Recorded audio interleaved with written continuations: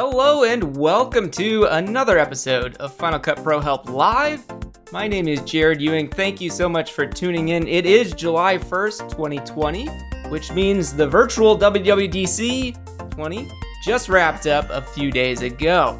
And we have some news to discuss from that Worldwide Developers Conference. And if you don't know, that is a conference that Apple, the company that makes and develops Final Cut Pro, puts on every year.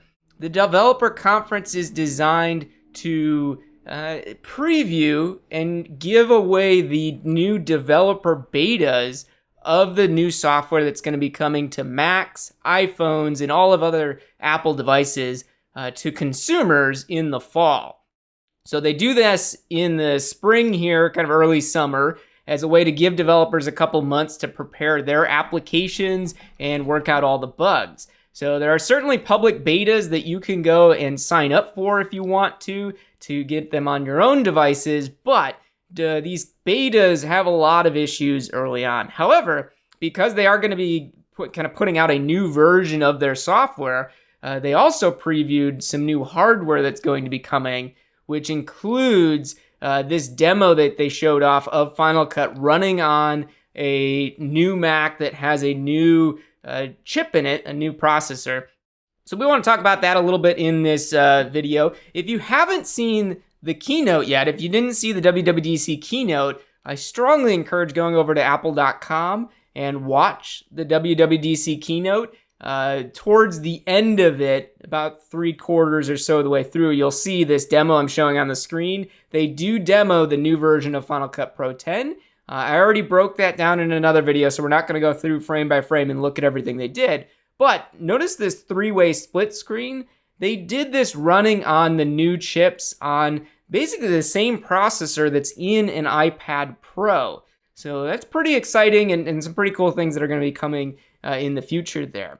So these software-based demos and keynotes that they do don't necessarily give us exactly what the next versions are going to be, but they did preview the new version of Final Cut. And some things I did not discuss during the demo. The first thing is this window here. When they show this, if you zoom into it, notice this little drop-down menu here. I could have sworn I saw this somewhere in the current versions of Final Cut, but looking back, I can't find it. So I don't know what this little drop-down arrow is for and what it does. If you know what it's for, please put it down in the comments. Let me know. I'm always liking and enjoying learning new things about this. However, I can speculate a little bit that if this is not in the current versions, then this definitely does something in the new version. And maybe it's for versioning, like taking snapshots of your projects in a way to quickly switch between different versions. If you think of in our current Final Cut, you can make a compound clip, and then you can double click on that clip to go inside of it or navigate back and forth inside of the clip and outside of it. And that's what these arrows on the right and the left are for, to go and navigate your timeline history. So going inside of a clip or maybe to a different project.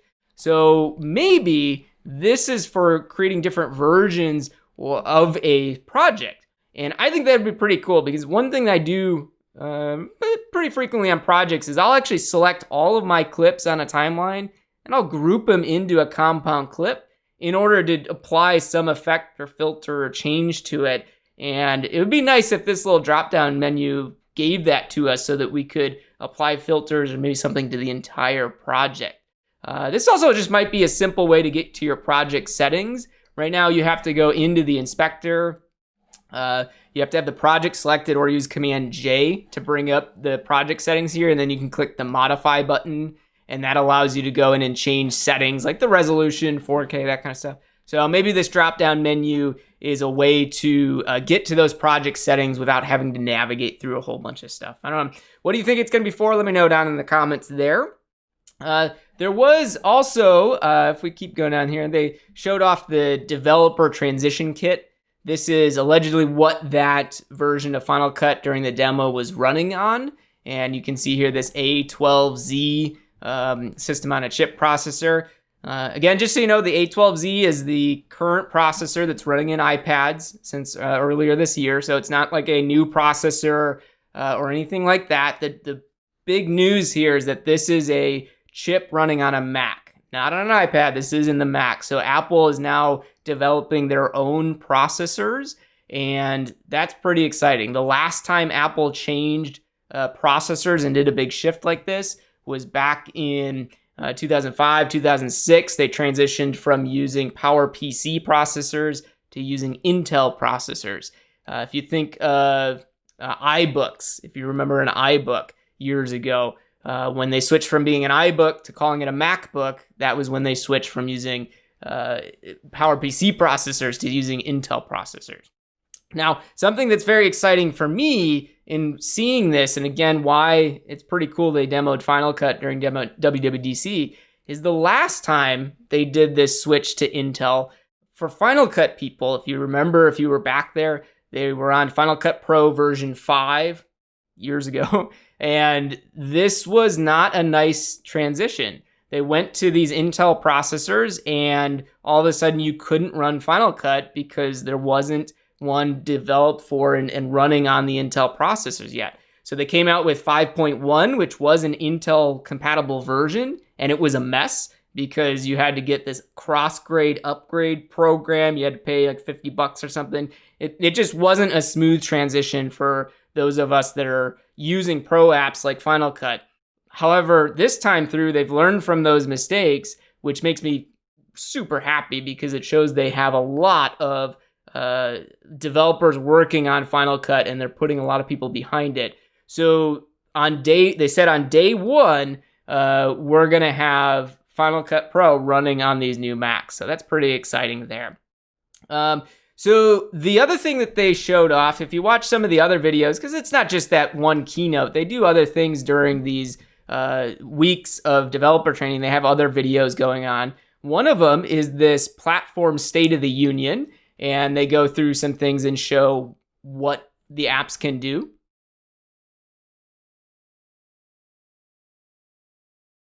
And this is just me being nitpicky, but they showed this video. So this is another look at the newer version of Final Cut here. Let me go full screen. Let me make it a little bit easier to see here. So this is the new version of Final Cut. Again, not too much to see here. We do see that little drop-down arrow next to the project name here as well.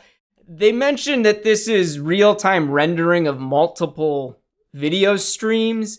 However, if you look closely at the timeline, this seems to be a pre-baked clip. It doesn't show the compound clip icon on it, so hard to know. I mean, there could be other things that we don't see here, but this looks like a pre-rendered video, which, you know, it's unfortunate. These are just little things that I noticed from these types of videos. And however, if they're accurate, which I believe they are, that you can run multiple 4K streams like this on essentially what it is in an iPad processor, that's pretty exciting for the future of Final Cut and the future of the Mac hardware.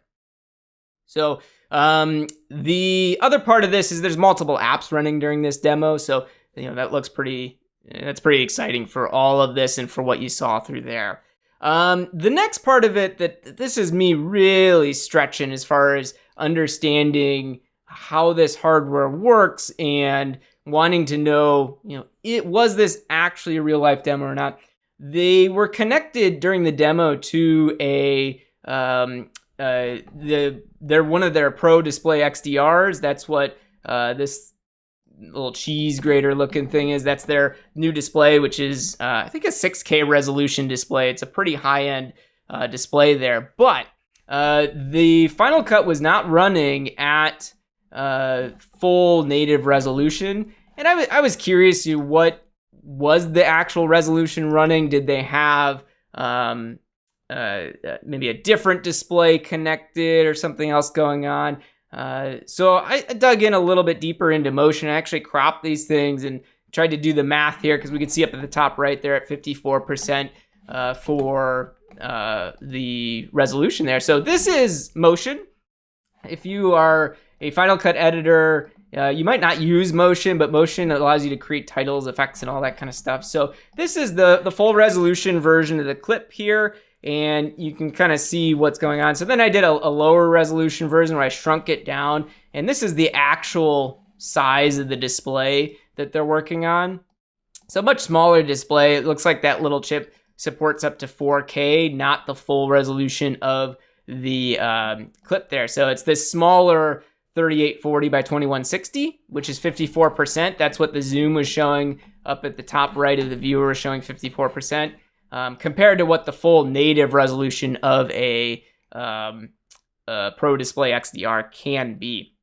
So that's, I digress there, but that was just me digging in to see what, is this actually running on. So it's kind of cool that it can run on a lower resolution display. I think that'll be interesting to see what the future of those Macs hold, and maybe shows what the graphics performance is. Because if you don't know, Final Cut is very graphics card heavy. It really loves to use your graphics memory and those dedicated graphics cards. So if you're going through and creating a system, definitely focus on the graphics and make sure that those are up there. So that was kind of some of the things that I noticed and saw during this. A couple other things as far as naming goes. You can see some other things they did here with the Mac OS. They're calling it Mac OS 11. So that is, all it is a marketing name. Doesn't really mean anything, right? Calling something 10 versus 11 doesn't change the features and functionality of it, but it is significant. And I think the next version of Final Cut, they did change the icon. If we go back here, you can see the new icon up here. This is the new Final Cut icon. So they've changed that. So they're signifying to us and signaling that there's changes coming. So I believe this is a significant change as far as their visuals for it. They're also updating motion and compressors slightly, but Final Cut gets the biggest change. So I believe the next version of Final Cut will be called Final Cut Pro 11 and not Final Cut Pro 10. I think they're going to drop that X from the name to switch over. Because again, Final Cut Pro 10 came out in 2011. That's almost a decade ago, a long time. So might as well switch over the names here. So we might see a small minor update to Final Cut Pro 10. We're on 10.4.8. We might see a 0.9 or maybe a 10.5. That's not a major update, but that's just a kind of before we get to this next major version. And this is what Craig said at the end.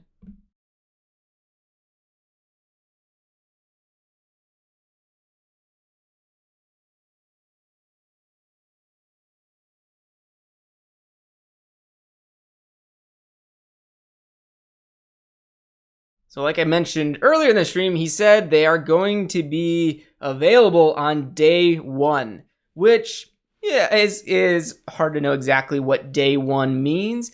But the way that I interpret that is these versions of macOS, Big Sur version 11 here, macOS Big Sur should be shipping and available to consumers in the fall. That's when it goes out of being a developer version and beta into consumer hands and becomes public. And I would consider that day one, when macOS comes out there, as day one. And I believe that's also what he meant by the Pro apps, like Final Cut, will be available on that day one. I believe it's day one when macOS Big Sur ships, which is in the fall. Again, we don't know what that means. It could be August, September. It could be October, November. It's hard to know exactly when that's going to be. But don't expect Final Cut Pro 11 within the next couple of days or even weeks. I think we're still a few months away from Final Cut Pro 11 being available. Now, another question I did see that came through in the chat was, how is Final Cut Pro 10 going to run on Big Sur, on Intel Macs that are available right now? Well, I'm on a 2017-inch, 2017 21-inch iMac, so one of the lower-end iMacs on this computer. And I installed Big Sur on a separate partition just to test it out. And I can say that Final Cut Pro 10 opened. I was able to navigate between projects. I did some pretty quick, simple editing. I didn't do anything too complex, but I had no issues with it. It did not crash or close out unexpectedly or anything like that. So that was a really positive sign for me that Final Cut Pro 10 does open and run, because sometimes it just doesn't even launch on certain versions or certain upgrades. So that's a positive sign for me. Now, with that said, there's a huge asterisk on this of it's a developer beta, and not even just that, it's beta 1. And there could be a lot of changes between now and when it actually ships. However, because Final Cut Pro 10 does run right now as it is, I don't see them removing that functionality. They certainly could, but I just don't see that. So how do I think it's going to run? Right now, I'm only going to say it's going to run. That's my thoughts on it, is that you'll be able to open Final Cut, you'll be able to use it, but like any big update like this, if you're in the middle of a project, don't upgrade to Big Sur. Don't upgrade to Final Cut 11 or whatever they call it when it comes out on day 1. That's the easiest way to get into problems. You want to make sure that this stuff is going to work. And like I did with Big Sur, I installed it on a separate partition and tested it out. I work with these things and test it before applying it to your main system. If you have a separate Mac, if you have 2 Macs and you can have one that has the new version and developer betas and all that, awesome. That's great. You can test it on there. But if you are someone like me, who's not loaded with money to be able to spend on multiple Macs and all this, then don't risk your system by installing all these new versions and jumping on to it day 1. Let other people do that. That's something that I do. I like to support these systems, so I install them on my separate partitions, and then I put my reports out there like you're hearing in this video. Let me do it, and then I'll give you the report. That way you don't do it and mess up a project and prevent your editing from going forward. So those are my thoughts on what happened during WWDC, just the extra little things that I saw and came across over the past few days and kind of what I've been seeing there. Now, I do want to know what you think of this preview that we saw and anything that comes out. Definitely put those down in the chat. Let me know how those go. But I did get some questions over the past few days and wanted to do a few demos of Final Cut Pro 10. We're still in this version. It's still great. There's nothing wrong with it. So I'm going to provide a few demos here. The first question that I got was how to create multiple copies of a clip to create a zoom type of effect without losing the original clip or the original size. And the question was a little strange. I needed clarification on it because this is not something that you create that frequently. But here is essentially what they wanted to do. So notice how we have the clips, and then you can see how this clip in the middle shrinks down, and then we have a couple copies on the outside remaining. And then after it's done, it zooms back into the primary clip. So there's a nice little visual effect there, right, of how those sides go down, and we shrink down into the middle there. This kind of stuff you can certainly create using some kind of a plugin. You can pay money for one to do it, but Final Cut includes all this stuff for you to create it. So let me show you how I did this. The first thing I'm going to do is add my raw clip here. So I have it up here in the timeline. I'm just going to click and drag it down onto my project here. With the clip selected, I'm going to go in the audio inspector and just turn the volume all the way down. Don't need to hear this clip. And I did pause on this initial frame here just because that's where I wanted to do the zoom effect. So I actually went to my clip here, and on the clip itself here, if you do, what is it, Control H? Maybe it's Shift H. You can go up to this retime menu here, and there's an option to do a hold, Shift H. Almost had it. With it selected, just do Shift H, and that'll create a hold segment. And that allows you to do a freeze frame. So right on this first clip here, Shift H, and we'll do a hold. That's this red retime section, and I can slow this down. You don't have to do this. I just like to do it on this initial frame, but this just does a freeze frame for it. And then I'll do Command R to hide that retime menu. So we have this initial clip, and to create the multiple layers, I'm going to hold Option and drag the clip up to make a copy of it. Okay, and then I can hold Option, drag it up again to make another copy of it. And now I have 3 copies of this clip. Now right now these clips don't do anything. They're all just sitting in the same spot. So what I want to do is actually have these clips zoom down and scale down. So right here, I'm going to have the clips start to zoom down. So I'm going to open up the video inspector, add a keyframe to the scale all parameter, and then move the playhead down a little bit and add another keyframe to scale all. That I can scale this one and shrink it down. And I think I went down to 50%, so I can just double click on the number here and type in 50 and hit return to shrink that down. Okay, so again here, by doing it, we now have the one frame shrinking down, and you can see the one in the back there stays at the same level because we made copies of it. So if I think the top frame there is good, I can go down to my second frame, and I can do the same thing. I can go to where that first keyframe is, add one to the scale all parameter, move this down a little bit further, and then shrink it down. Maybe this one goes to 75%, so it's slightly smaller. All right, now we have a little zoom effect, and these ones aren't zooming at the same time. They're not scaling down at the same time. If you want to correct that, with the clip selected, hold Control and press V. Control V brings up the video animation editor here view. And I can do that for the other clip here too, Control V. And now I can see these keyframes and I can line them up. I can move my playhead to where one of them is and then just drag this keyframe to line those up. Same thing, here's the second one. Click and drag it to the left to line those up. And now the zoom's happening at the same time, or our scale. All right, and then you can hit the X at the top left to close the video animation editor, or use Control V, and that'll hide that video animation editor. That's how you create that kind of scale effect, just to zoom those clips down. You could certainly just hold Option and drag this clip up to create another layer of it, as many as you want. If we go back to my original clip here though, you'll see that when they scale down, these versions in the background are actually faded a little bit. They're not this solid color. So you can do that as well with any of these versions. You could select one, go into the color correction tab here into your color inspector, and you could change the color if you wanted to create some kind of look there. If you just want them to be faded though, that's where I just lower the opacity. So I think I took the opacity down to like 10% or 20%. I can just lower this opacity down and it creates more of that faded look. I think 10% looks pretty nice. Just have a nice dark outline with that clip. All right, see that goes down.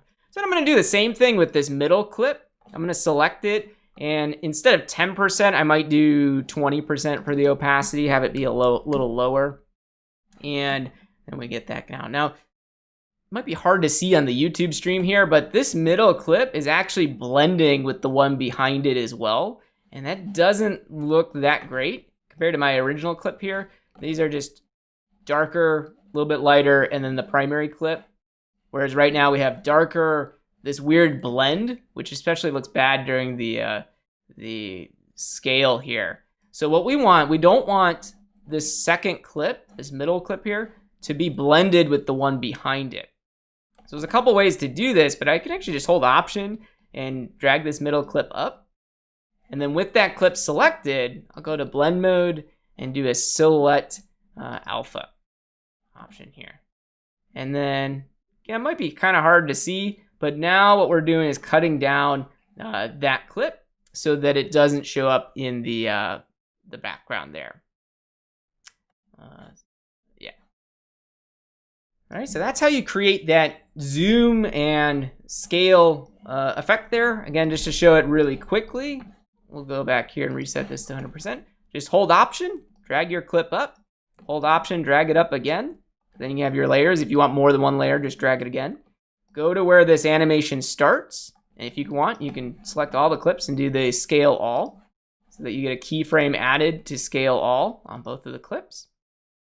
Move to where the animation is going to be completed. Select them both, do scale all again. And then for our top clip, we went down to 50%. And for our bottom clip, I think we did 75%. These numbers are not 100%. You could certainly go in and adjust those. But now we have our little scale effect. And this works with the video too. You can see how clip moves around. We have those multiple layers there. So that was the first thing I wanted to demo and show, is just how you create those multiple copies and create that kind of scale zoom effect. The next thing I wanted to talk about is how do you create a split screen where the videos slide in from the corners of your frame. All right, so that one, we can use this same project here. And essentially what you have at any time is you have a clip on your primary storyline or a connected clip. If you want this clip to start up top left or bottom left, you want it to start off of the frame and then slide in, we can do what we just did with keyframes on the scale. We can do the same thing with keyframes on our position to change it. So maybe at the beginning of this clip, I want it to be off of the screen. So I'm going to move the playhead, click Add Keyframe, this button to the right here, a little diamond. Click Add Keyframe for the position parameter. Then in the viewer, we're going to make that adjustment.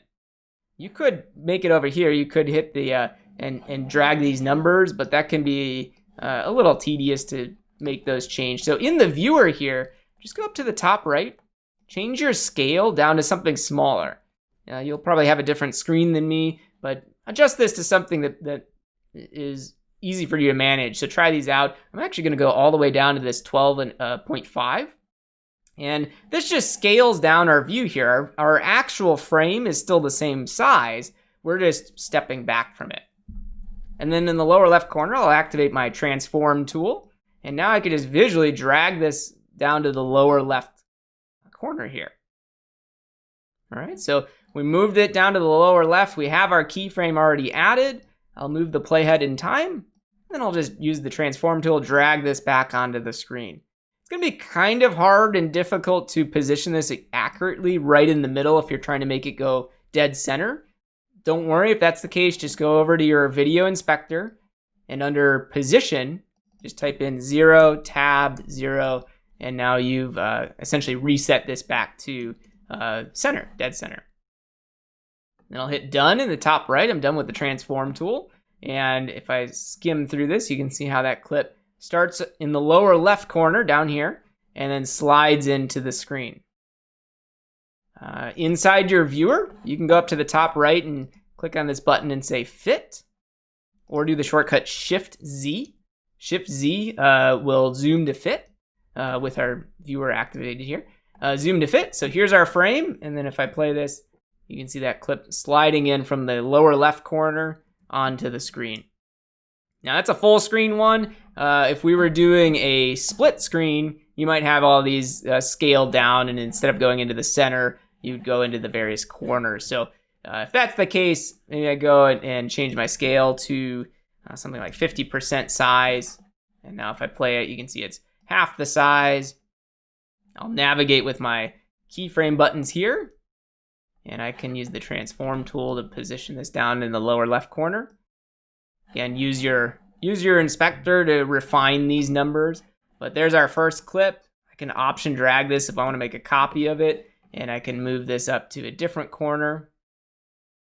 I can go into my percent here down to 12.5, and I can move the actual keyframes visually. It's kind of cool.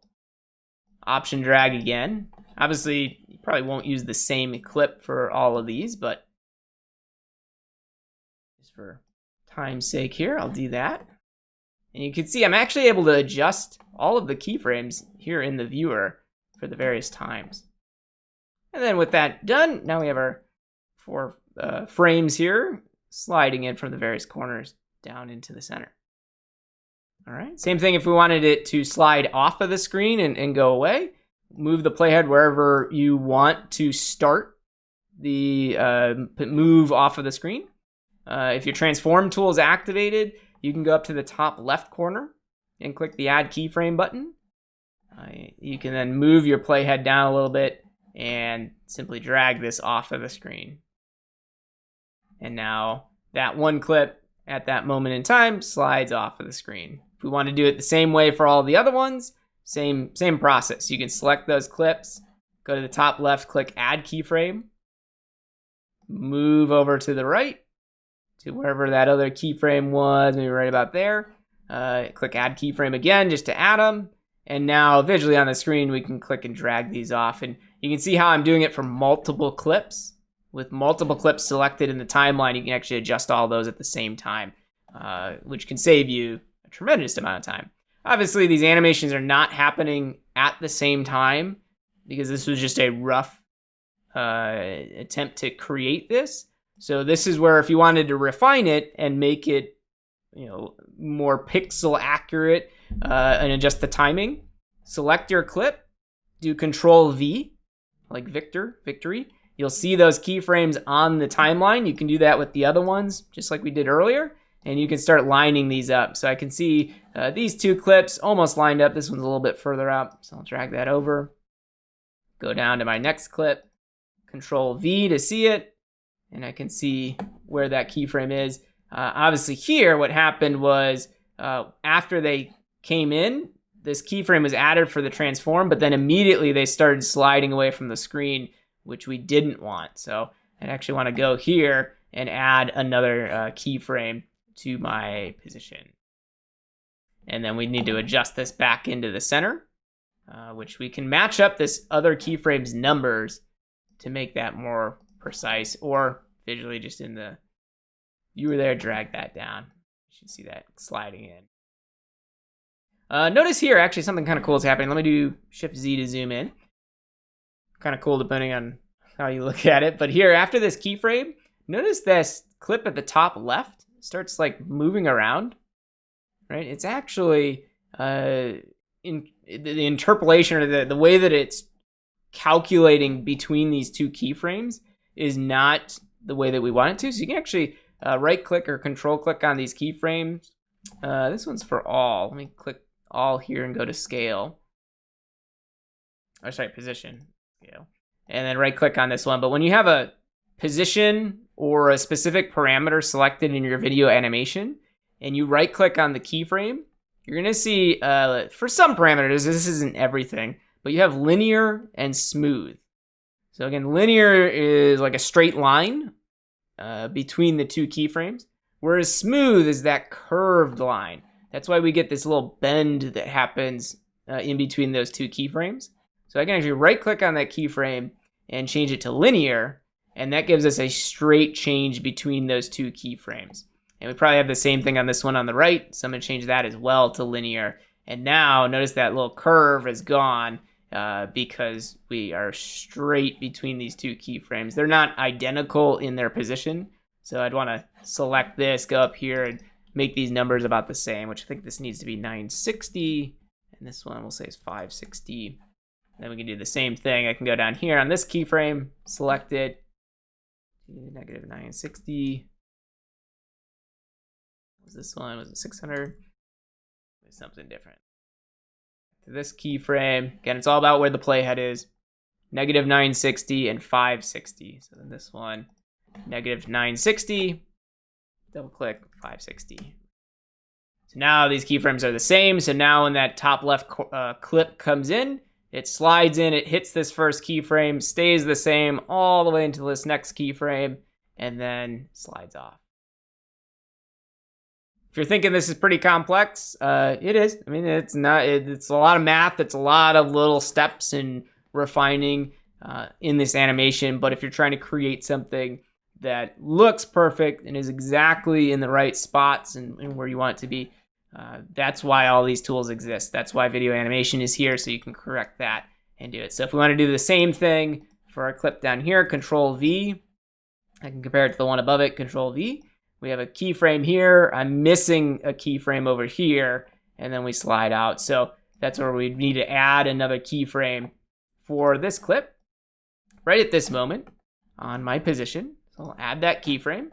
And just like before, when this clip slides in, it's already starting to move off because we didn't move it. So we'd want to move this clip back into the lower right. Again, we get that weird curve, right? So the clip's moving around, which if you're a newer editor, this is one of the most annoying things. I remember when I was learning this and adding keyframes, I'd play it back and this clip would move for no reason. I didn't know why. And it's because of the way these keyframes are being calculated. So in the video animation, under our transform, I can click this, change it to my position, then right click or control click and change it to a linear and do it for both keyframes on the left or the right there for the interpolation type there. So now it slides in, it snaps in there, and then at the end here, when we get to that second keyframe, it slides out. Like I said, all these keyframes, you can navigate between them here, but then you can go back later after you've done this rough cut and go into the numbers and type in very specifically and precisely what you want it to be number-wise. I see videos online, especially with all the split screens we've been seeing recently, where things are not lined up perfectly and there's pixels here and there. And that's where you've just probably roughly done it with the transform tool. That's fine. But if you want to clean things up, that's where video animation on the timeline and using the inspector to type in very precise numbers there will help you out. All right, so that's the second thing I wanted to show, how to create that split screen where the videos slide in from the corners. And this, we did it from the corners, but you could use these same steps to slide in from anywhere. I do see a question in the chat there. Is there a way to set up a template in Compressor to have an Instagram preset? So to do that, click on the share menu at the top right, go down to add destination. This will let you customize this whole share menu that you're seeing. And on the left column, you see all of the destinations that are currently available in that share menu. And if you don't want one, if you don't use something like the DVD, just select that destination and hit the minus in the lower left corner to remove that share destination. And then it won't show up in the share menu. So if I close out of preferences, click on share, notice the DVD is no longer an option.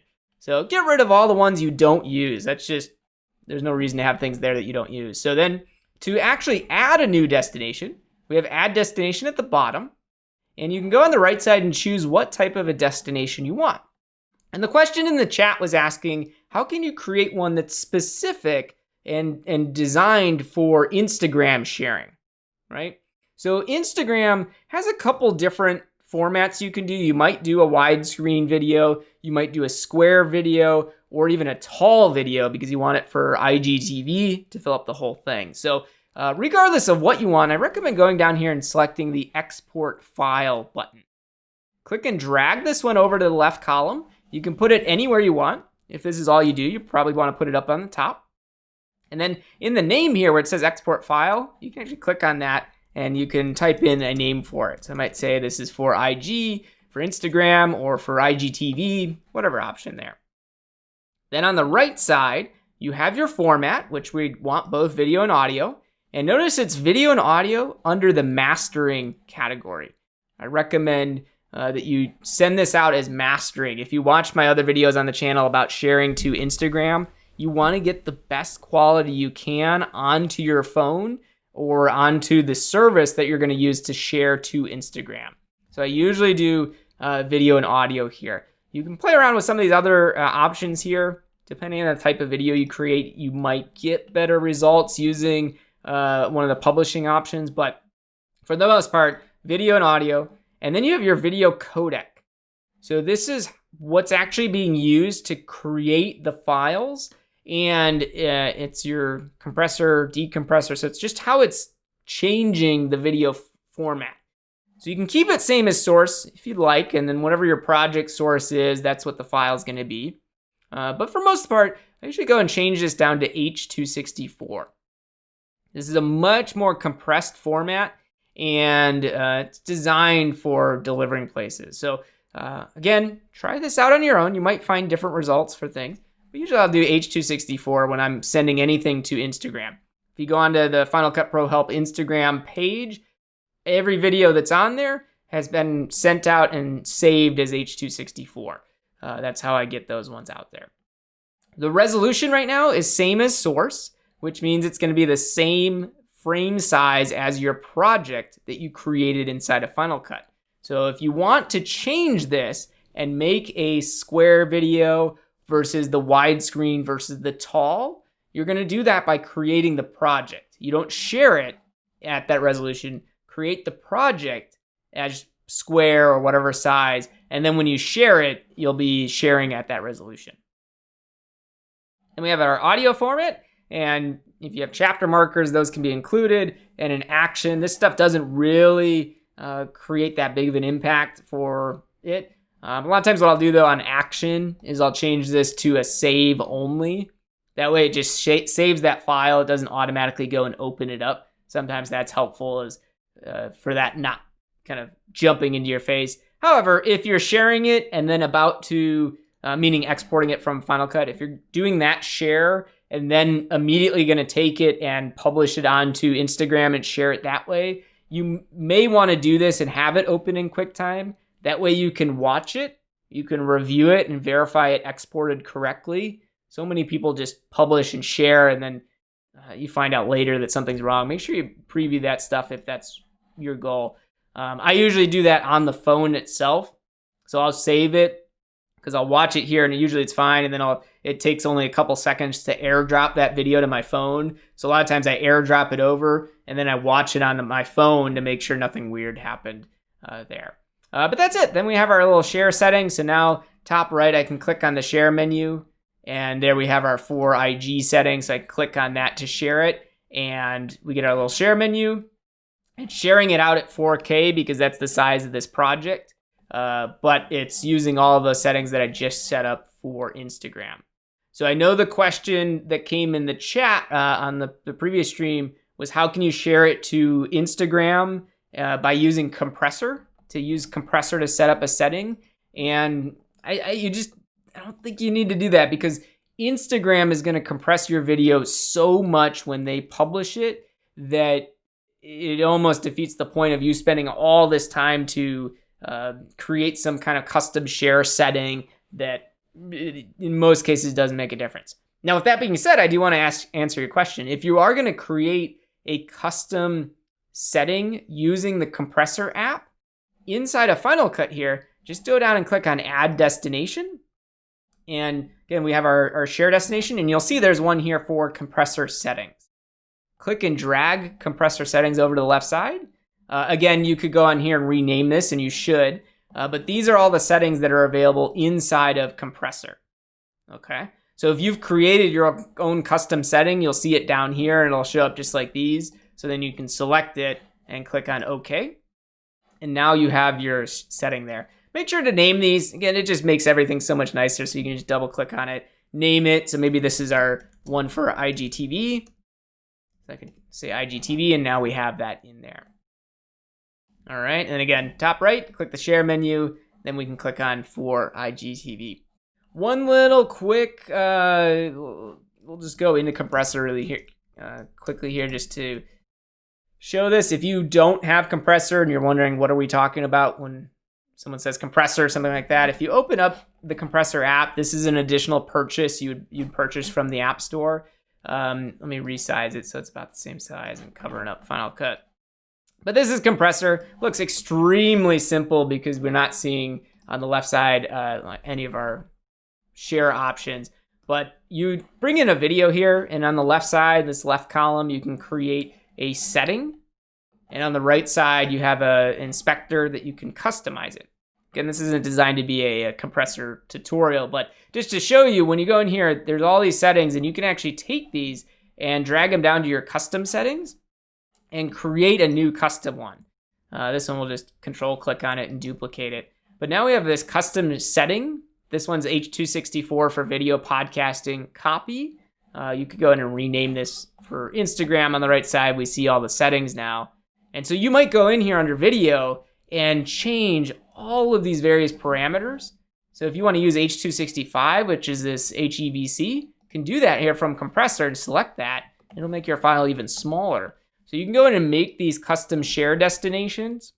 And then once that's in there, if I quit compressor, go back to Final Cut, I'll do Command comma to bring up Final Cut preferences. And now I can change this to my custom setting. And notice here's my custom copied setting. I can click on OK, and now that's the setting that's going to be used. Click share, and then it shares out my current project or selection using that format. So hopefully that helps answer that question. Again, most of the time you don't need to use compressor for Instagram. Instagram's this mobile platform that's highly compressing the video when you share it. So that's why I recommend using the master file and send something either H264 or even source over to your phone. Make sure it looks good on your phone before you share it to Instagram. If it looks good in your Photos app on an iPhone and it plays back fine, looks very clear, when you share it to Instagram, if all of a sudden it looks bad when you share it, likely it's nothing that you did wrong in getting the file there. Technically, there's nothing wrong that you did to share it. It's just Instagram, it needs to instantly start playing that video when someone's scrolling through. So they highly compress it on there. All right, and then I see another question in the chat there from David. It says, do you have tutorials on 3D animated text? I'm sure we have something somewhere, but I can just do a quick one here. For what's built into Final Cut, really there's not too much that's different for 3D text than there is for your standard text. But you go up to your titles and generators sidebar, and then up in the top left corner here, titles and generators, under titles, there is a 3D and a 3D cinematic category. But just for the 3D category, here are your 3D text, which if you're wondering what is 3D text, it looks the same as any other text. This is how it's visually displayed, and you actually get a lot of options for customizing these 3D options. So if I do this custom 3D, this just takes away the animation. I'll just take custom 3D and add that to my project. Our purple line here, right? And then with that selected, I'm gonna go up into the inspector. Again, if you're newer to Final Cut, everything happens in the inspector here for these detailed customizations. And for the text or the title, at the top left here, we have this titles inspector, the one with the T on it.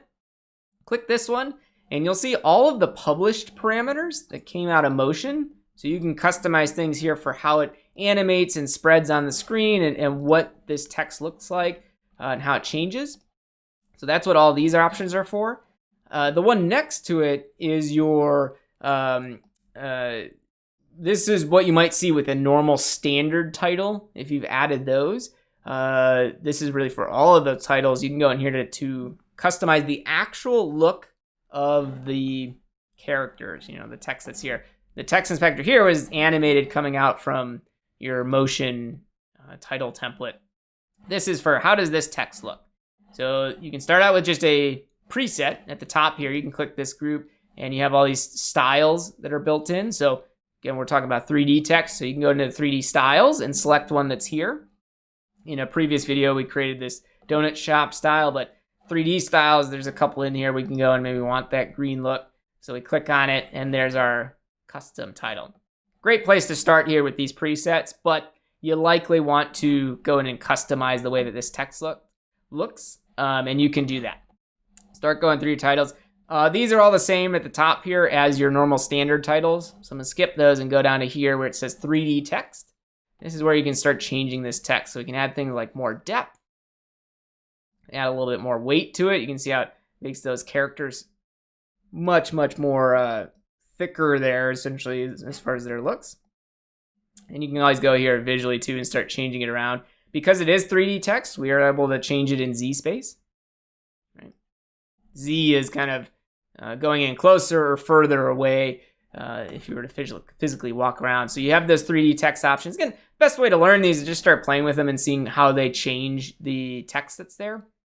The difference with 3D titles is they're take a stronger computer to really play this stuff back. So you might see some lagging if you're on a lower powered machine. If you are, please look into using proxy media. It helps the rendering on a lot of things. But in addition to the 3D text options, I'm gonna hide those. We have lighting. So you can actually change how this lighting looks. And you can see the reflections showing up on parts of this custom 3D title. But we can go in here and change the type of lighting. And there's all these different materials that you can use to customize the way that light looks. So this one's backlit, so the front of it is kind of dark, but the back is very shiny. All right, so that's lighting. Go and play with that. You then have materials. The material is actually what is kind of laid around. If you think of like a present, you have this dull box, and you want to put wrapping paper around it. That is what this material is. It's like you're wrapping something in some type of material.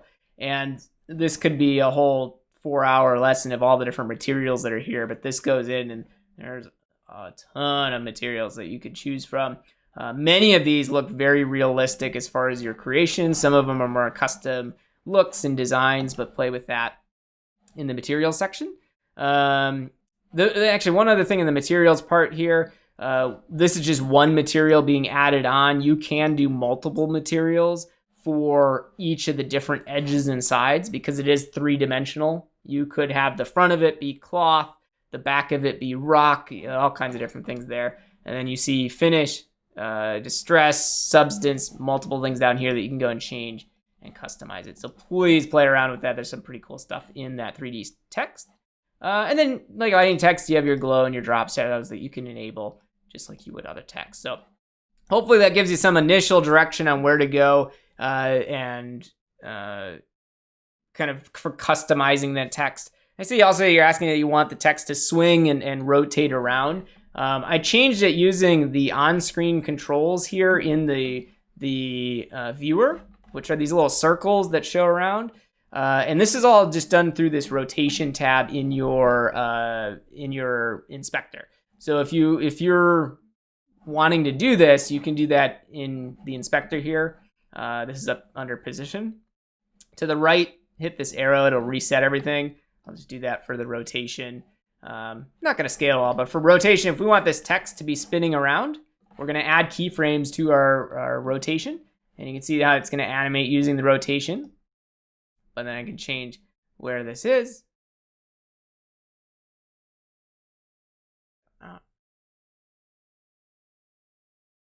Sure why we're not seeing our add keyframe button here though for this one.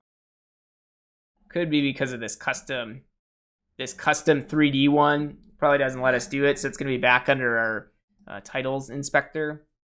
And then we can see we have our rotate in. Right now it's set to none. So maybe we want to do a 360 flip. We can do and go customize that there. And not a lot of customization or controls that we're getting for these titles because as you get more into custom titles like this, you start to get and cross over from video editing more into custom animation and custom design. And that's where you really want to start using and considering motion for more advanced options and changes that you can do there. These are published parameters that came over from motion, and they don't have those rotation options built in for the text to do the 3D rotation. So we might want to open up this template into motion and be able to publish those, because then we could add keyframes to our various rotation options here to animate that. Yeah, and that starts to get way far into motion graphics and design. But as far as the customization, if you want to customize further than these built-in ones that are showing here, as far as our various flips that it had, then that's where you're going to want to go into motion to customize that further. Or look at one of these other ones. One of these ones might have the type of rotation that you're looking for. And just add a second one here, see if it's any different. But with it selected, yeah, you can see how the published parameters are very different as far as compared to that custom one. So it's changing the various animation styles. We can see the rotate is there. And that's just something that came over from motion. So Apple's motion software, it's a separate purchase, but definitely worth looking into if you want to do this more heavier animation stuff. All right, and then one more demo that I had planned that I wanted to show for today is how to change from black and white to color by adjusting things like saturation and other effects. This was a question that came through, and I'm going to open up a project here that I created just for this demo. Shrink it down so you can see it. But essentially here, notice the grass is green. This red cloth I laid down on the ground, obviously red. If you wanted to take color out of everything except maybe one object that's in your scene here, you can do that. Notice the green goes away, then it comes back, it fades back in. The entire time though, this towel is staying colored. So you can definitely do this inside of Final Cut. And we just mentioned motion, but motion allows you to create and do way more complex types of animations like we're seeing with like we saw just a second ago with the rotating 3D text. And this kind of stuff can be a lot easier in motion. And motion has things like a motion graphics or motion tracking option. So you could actually track this shape, which might make this whole process easier. But essentially, what you want to do with your clip selected you can go into the inspector and change things like saturation, the color inspector. You can go under saturation and just take the saturation all the way out. And notice this takes all the color out of an image. This is one way you could do it. Of course, when you apply an effect like this into our color, it's affecting the entire image. But like with effects and anything else, you might have noticed next to the name of the effect, which this is just a color board, but next to it, we have this little square here with this circle in here, this little icon. This adds a mask to whatever's on the screen here. So if I click on this, I can add a shape mask or a color mask to this color board. So I might do a shape mask here. There's my shape, and I can customize this shape, make it more of a square since that's what it is, and I'll rotate it right around this cloth here. If you're wondering, the inner red line here, inner box, is the actual mask where it's happening. And the outer line, this is your feather. So this is how much does it feather off. If you have no feather, like this, you can see just a solid black and white and then red. But if we have a feather, that gives us a little bit of a fall off there, which can make things a little bit more forgiving. Now this cloth and the way that it's set on the floor, it's not actually a square or rectangle because we're at an angle. This square mask option here isn't really going to work, right? So you could try your luck at using a color mask, which then you click and drag across the color that you're selecting. And then we can, it might be hard to see on the screen, but there's a little tiny red dot showing up just on this mask. So I might make it a little bit softer. But this right now is masking out the color of the towel there. If you look at the top, the green of the grass is still there. So we'd actually want to change this and invert this mask to change how it affects what's inside versus outside there. And you can do that here. So right now, inside the mask is all the saturation is removed, which I don't want that. I actually want this to be 0, so I can take my color back up to, or saturation back up to about 0 there. Just double click here and put in 0. So outside the mask, I can make a color correction and just drag that color all the way down. And now, yeah, that should be good. So now if I scrub through this, you can see how that red towel there that's on the ground is staying red while we skim through it, and everything else behind it is black and white and not showing up. All right. So kind of a fun way to create that. As far as actually making the change so that you start with all color and then go black and white, that's where, again, we'll want to use keyframes. So move your playhead to the moment you want to start. Let's say we want to bring all the color back in. Let's do it right here. I'll go and add a keyframe onto my color board. Move my playhead a little bit further and adjust this back up to 0 so it brings that color back in. And now notice, very red right here. The grass up at the top is black and white, not green. And if I skim through it, once we get to those keyframes, then we see that color coming back into everything else that's on the in our frame there. So that's one way to do it. Another way, if you have multiple colors, you might not be able to get away with doing this color board and doing a color mask. But another way to do it is with to make part of an image black and white is just with video effects. So I'm going to get rid of my color board here, and I'm going to go in my effects browser, and we're going to add on under the color section, I'm going to add on the black and white effect. So this makes the entire image black and white. And if you don't want it all black and white, and you want to change between color and black and white, you can add keyframes to the amount. So we hit add keyframe, it's at 100% here. And then I'll go a little bit further in the project and just change this down to 0, which automatically adds that keyframe. So you can see black and white image, and then we fade into color as we go through there. And again, if you don't want that, if you want to create a mask, you can hit the mask buttons just like we did a second ago with the other filter. Or you can hold Option and drag this clip up, and then click on this clip and add a mask to it. So I'm going to actually mask out using Draw Mask. this draw mask effect, I can draw a mask onto this clip around whatever the image is, because you might not have something that's just a rectangle like this one. You might have something that's more complex. And what that allows us to do is now we can actually go to this one in the background, remove the black and white filter, and then on this top one, we can go and make and adjust and change the black and white, and you can see how it's changing this effect and what's just inside that mask.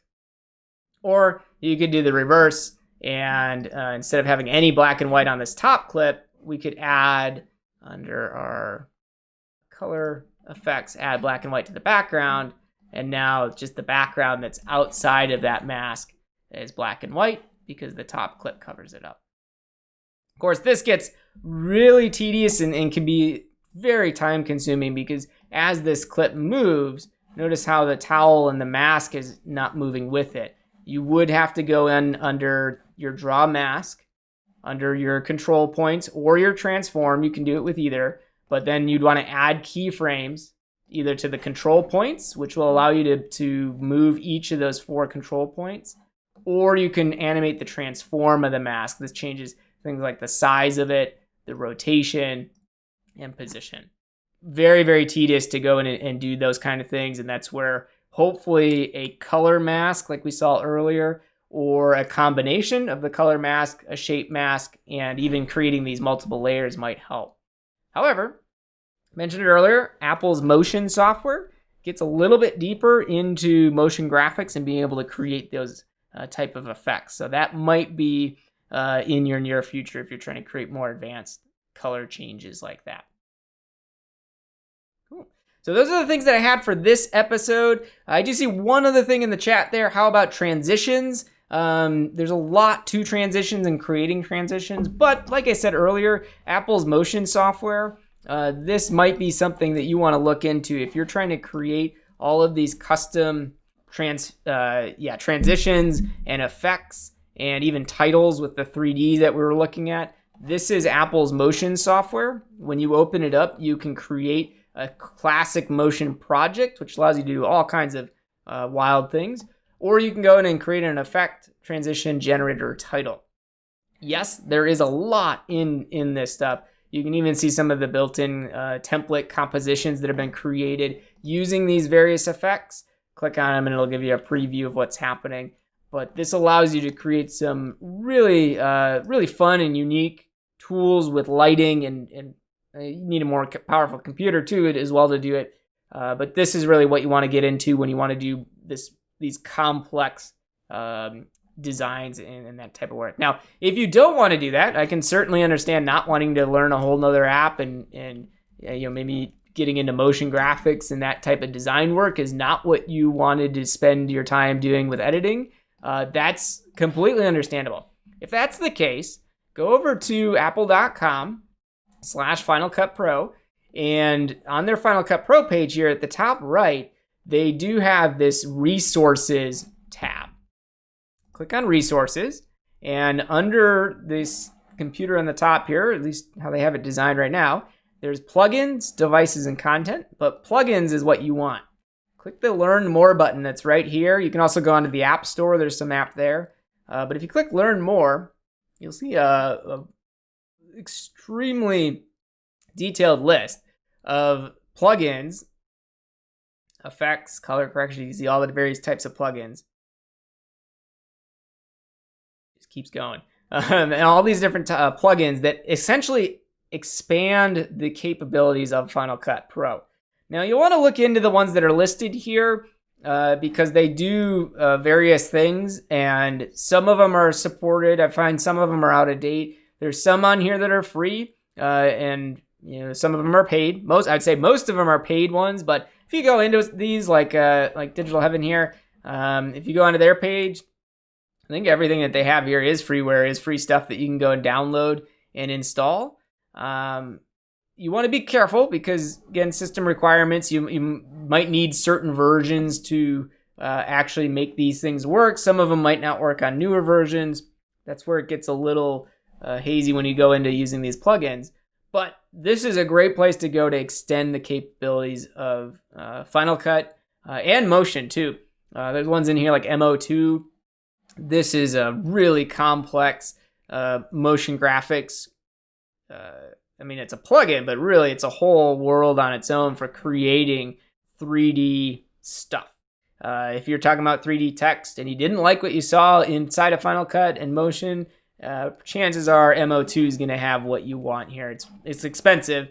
There's a lot to it, but there's some pretty cool things that you can create with it as well. So there, that's kind of as far as if you don't want to learn to build them from scratch yourself using Motion, and you just want a simple plugin that's there that you can add some titles and see something cool, go over here, apple.com/Final Cut Pro, click resources and go to the title section.